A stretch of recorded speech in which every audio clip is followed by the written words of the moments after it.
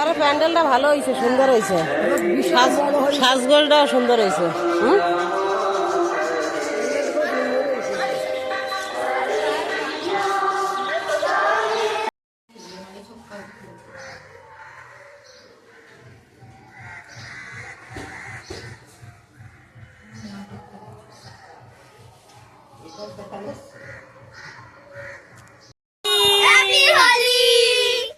সবাই মিলে খেলছে হোলি। আমি এখানে দোকানে বসে আছি, দেখো একটু করে দেবা, হ্যাঁ একটু একটু একটু একটু সবাই একটু একটু দেবা।